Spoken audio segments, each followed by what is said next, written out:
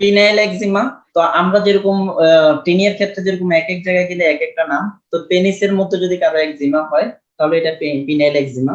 পেনিসের মধ্যে মানে যাদের এসটিডি না হয়ে থাকে, হ্যাঁ এসটিডির মধ্যে কি আছে সেখানে এসটিডিতে মানে এসটিডি এর হার্পেস ভাইরাস 2 দ্বারা যে ইনফেকশন গুলো হতে পারে, অথবা সিফিলিস, যাদের তো যাদের কখনো সেক্সুয়াল এক্সপোজার হয়নি, এখন এরকম একটা পেশেন্ট এসে কমপ্লেন করলো যে তার টিপ অফ দ্য পেনিস সেখানে প্রচন্ড চুলকে, সেখানে পেপিউলার র্যাশ দেখা যাচ্ছে, এবং পরবর্তীতে এইসব ক্ষেত্রের মধ্যে মোস্ট অফ কেস ডায়াগনোসিসটা কিন্তু পিনাইল একজিমার কারণে হয়ে থাকে। হ্যাঁ, সেখানের মধ্যে ছোট ছোট র্যাশ থাকে, ওই র্যাশ থেকেই ইয়া হয়।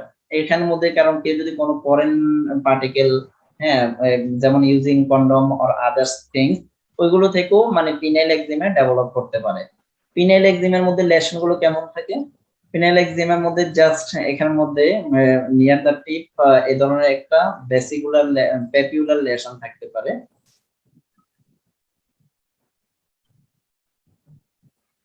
এই ধরনের একটা এখানে লেশন থাকবে। তো পেশেন্ট কমপ্লেন করবে যে প্রচন্ড চুলকানির পরিমাণটা অনেক বেশি থাকবে। যারা টাইট ফিট যে পোশাক পরে তাদের ক্ষেত্রেও এমন থাকতে পারে।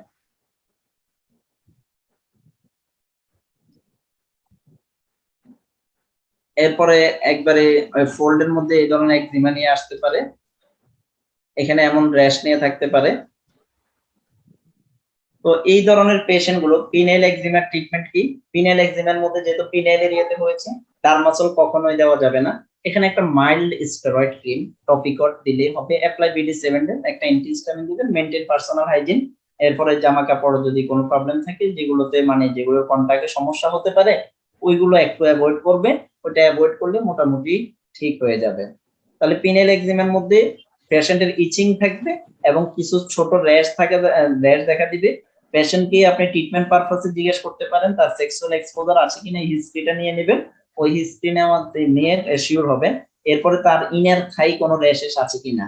অনেক সময় কারো যদি ইনার থাই র্যাশেস থাকে, টিনিয়া থাকে, টিনিয়াটাও কিন্তু এদিকে স্প্রেড করতে পারে। তখন সেই ক্ষেত্রে এই ধরনের লেশন থাকতে পারে, আবার সেখানে একদিনও থাকতে পারে। তখন কিন্তু ট্রিটমেন্ট অফ চয়েস মানে ড্রাগ অফ চয়েস হবে শুধু স্টেরয়েডের সাথে একটা অ্যান্টিফাঙ্গাল কম্বিনেশন, ফানজিডাল এইচসি যেটা আছে সেটা দিয়ে দিবেন, যাতে যদি কোনো মানে টিনিয়া কুলিসও যদি থাকে, ওটার সাথে যদি পিনাইল একজিমা থাকে, তখন আপনি জাস্ট স্টেরয়েড না, স্টেরয়েডের সাথে ফাঙ্গাল কম্বিনেশনটাও দিয়ে দিবেন, যাতে করে ওখানে ফাঙ্গাল সাবস্টেন্স থাকলেও যেন ফ্লেয়ার আপ করতে না পারে। তাহলে পিনাইল একজিমা গেল।